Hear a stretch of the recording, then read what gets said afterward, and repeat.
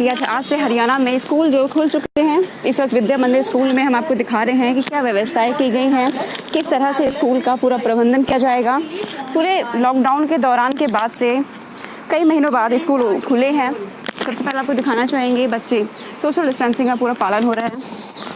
कि अभी जो स्टूडेंट्स कम नज़र आ रहे हैं क्योंकि अभी सरकार की तरफ से हिदायत दी गई है कि चाहे वो ऑनलाइन क्लासेस ले सकते हैं बच्चे, अगर पेरेंट्स की मंजूरी है तो बच्चे स्कूल आ सकते हैं, लेकिन उसमें पेरेंट्स की मंजूरी होनी चाहिए।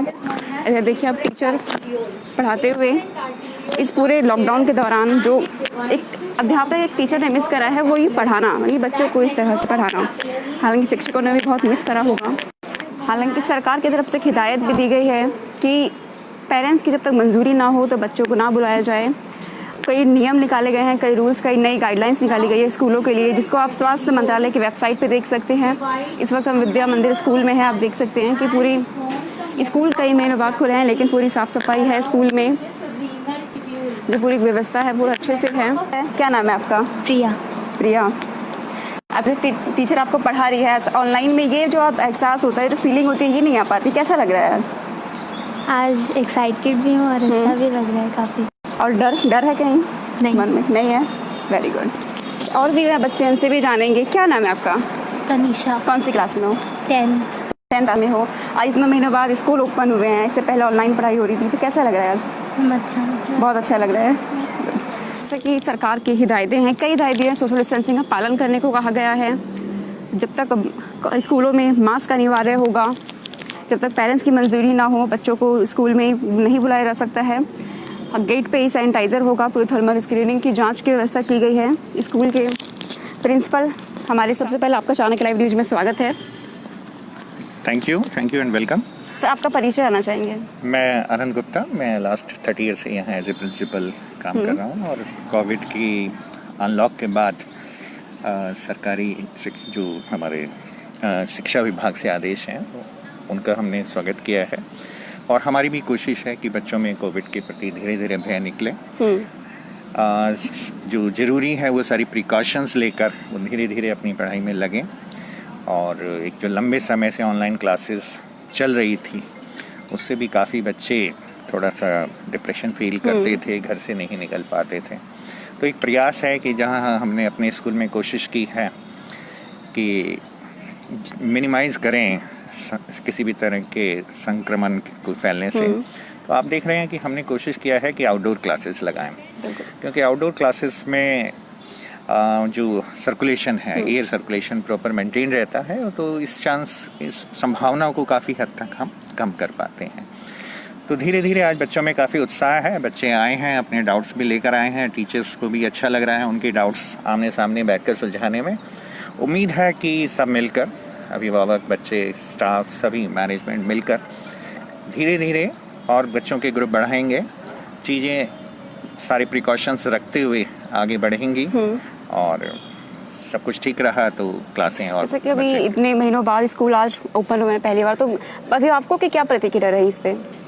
अभिभावकों की मिश्रित प्रतिक्रिया है। काफ़ी अभिभावक चाहते हैं कि उनके बच्चे आएँ और जो सीधा इंटरेक्शन अपने अध्यापकों से बात करें, अपनी समस्याएं डिस्कस करें। कुछ पेरेंट्स काफ़ी ये चाहते थे और आप देखें भी आज जितने ग्रुप बनाए थे लगभग पूरे बच्चे आए हैं। हाँ, कुछ अभिभावक हैं जिनके मन में अभी शंकाएं हैं बच्चों को लेकर कि क्या स्कूल में वो सोशल डिस्टेंसिंग मैनेज कर पाएंगे। तो स्कूल अथॉरिटीज़ ट्राई कर रही हैं उन पेरेंट्स को कन्विंस करने की। उनके पास हमने फ़ोटोज़ भेजे हैं, वीडियोज़ भेजे हैं, और जो हमारी तैयारियाँ हैं सैनिटाइजेशन की या जो दूसरी है उसको हम उन पेरेंट्स के साथ शेयर कर रहे हैं। तो हमें उम्मीद है जल्दी पेरेंट्स को भी ये विश्वास जगेगा कि स्कूल में उनका बच्चा पूरी तरह से सुरक्षित है। अभी जैसे लॉकडाउन में भी स्कूल में फीस को लेकर के भी पेरेंट्स और एक स्कूल के प्रबंधक के बीच कुछ एक तानातानी का माहौल बना रहा था, तो इसको लेकर क्या कहेंगे? क्या ये समस्या अब खत्म हो चुकी है या अभी भी बनी हुई है? तानातानी का माहौल तो मैं इसको नहीं कहूँगा, क्योंकि ये कैसा था, कोविड समय जो था सभी के लिए एक प्रॉब्लमेटिक टाइम था। स्कूलों को भी अपने अध्यापकों को जो वेतन देना जरूरी है, बिल्कुल। लेकिन ये है कि सभी स्कूलों ने जो शिक्षा विभाग से आदेश जारी हुए थे कि केवल मासिक ट्यूशन फीस लेंगे, कोई एनुअल चार्ज नहीं लेंगे, उसको बिल्कुल पूरी तरह से पालन किया। इसके बावजूद बिल्कुल ये संभव था कि कुछ पेरेंट्स को ये दिक्कतें थी, उनका बिजनेस बिल्कुल नहीं चल पा रहा, तो ऑब्वियसली उनको फीस जमा करने में दिक्कत थी।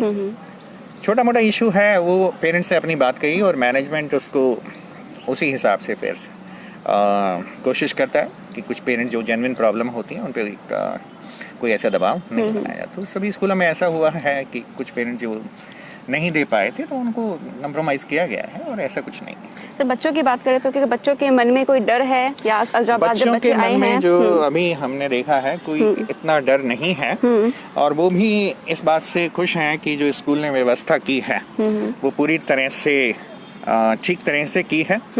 और आप देख रहे हैं आपके सामने बच्चे बैठे हैं, डिस्टेंसिंग भी है, सैनिटाइजेशन भी है। तो आने के बाद उनको बहुत एक कंफर्ट फील हुआ कि ऐसा कोई यहाँ पर सोशल डिस्टेंसिंग कोई ये कंप्रोमाइज़ नहीं किया गया है, सभी मास्क लगाकर आए हुए हैं।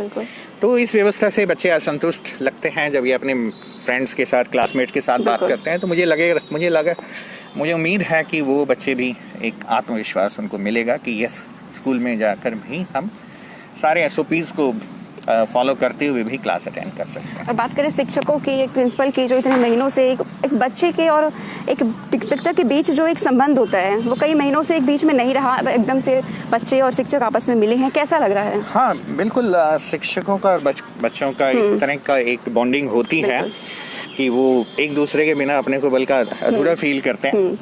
ऑनलाइन क्लासेस एक मजबूरी थी, लेकिन जो टीचर्स के साथ मेरी बात हुई है, एक अतिरिक्त उत्साह मैं उनके चेहरों पर दिखाई दे रहा है कि वो भी आज बहुत खुश हैं कि अपने बच्चों के साथ फेस टू फेस इंटरेक्ट कर पा रहे हैं, उनकी समस्याओं को हल कर पा रहे हैं। तो दोनों तरफ से बच्चों का भी एक क्रेज़ था अपने टीचर से वापसी मिलें, अपनी समस्याएं उनके साथ डिस्कस करें, अपनी जो एकेडमिक इश्यूज़ हैं डिस्कस करें। तो सभी आज उत्साहित हैं। Thank you so much sir. वैसे इस मौके पर अपने बच्चों को कोई संदेश देना चाहेंगे, शिक्षकों को?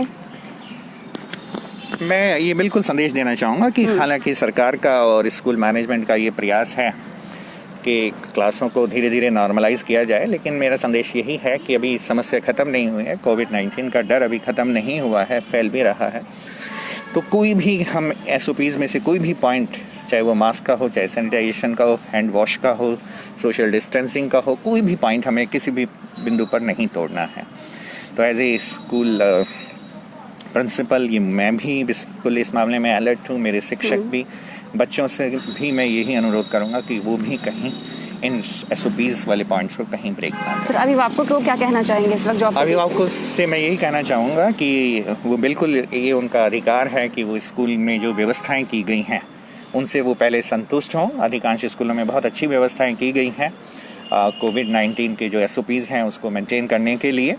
तो अभिभावकों भी चाहें तो पहले वे विज़िट कर सकते हैं जहां भी उनके बच्चे पढ़ते हैं, लेकिन अगर इस प्रक्रिया में वो सहयोग करेंगे तो ये बच्चों के लिए बहुत ही मेरे ख्याल से एक अच्छा कदम है। अभी जो 8वीं कक्षा तक की क्लासेस हैं वो बंद ही रहेंगी, 9वीं से लेकर 12वीं तक के लिए स्कूल खुलेंगे, वो भी इसमें भी पेरेंट्स की इजाज़त होनी चाहिए। यानी कि पेरेंट्स, ये सरकार की तरफ से निर्देश दिए गए कि पेरेंट्स उस पर रिटर्न नोट लिख करके दें कि हम अपने बच्चों को भेजना चाहते हैं या नहीं।